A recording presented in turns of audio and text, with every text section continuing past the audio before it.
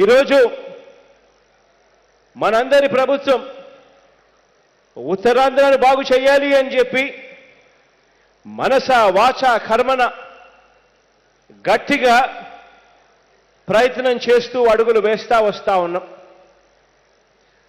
అందులో భాగంగానే ఈ మధ్యకాలంలోనే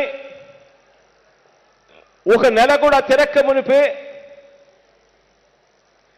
మూలపేట పోర్టుకు శంకుస్థాపన చేశాం శ్రీకాకుళం జిల్లాలో.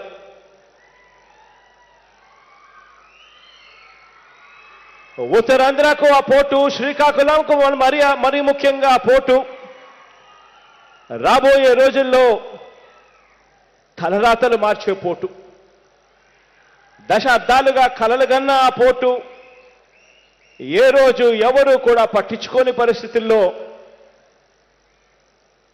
మూలపేటలో ఆ ప్రాజెక్టును కన్సీవ్ చేసి ఆ ప్రాజెక్టుకు శంకుస్థాపన చేశాము.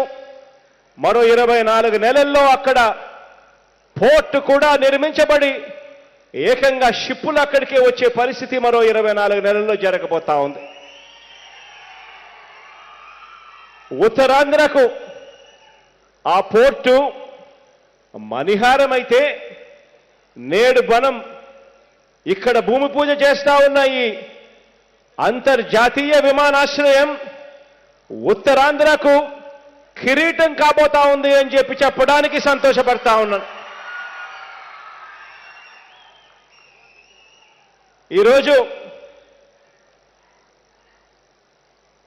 ఇక్కడ వస్తా ఉన్నది కేవలం ఎయిర్పోర్టు మాత్రమే కాదు. విజయనగరం, విశాఖ, శ్రీకాకుళం ఈ మూడింటికి కూడా దాదాపుగా సమాన దూరంలోనే ఈ ఎయిర్పోర్టు రాబోతా ఉంది.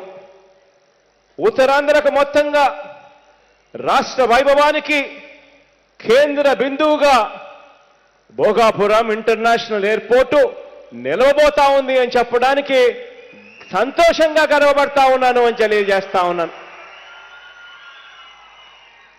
ఈ కార్యక్రమంతో పాటు మరో 2 మంచి కార్యక్రమాలకు కూడా మొదలు పెడతా ఉన్నాం.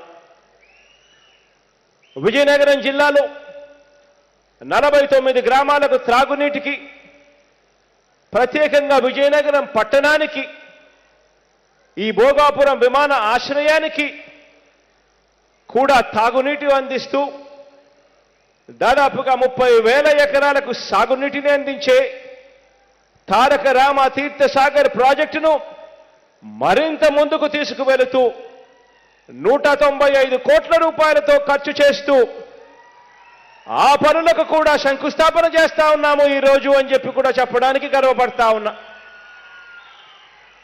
ఈ 95 కోట్ల రూపాయలకు సంబంధించిన ఈ పనులన్నీ కూడా 2024 డిసెంబర్ నాటికి ఈ ప్రాజెక్టు పనులన్నీ కూడా పూర్తి చేసి రాష్ట్ర ప్రజలకు అంకితం చేయబోతా ఉన్నాము అని చెప్పి కూడా చెప్పడానికి గర్వపడతా ఉన్నా.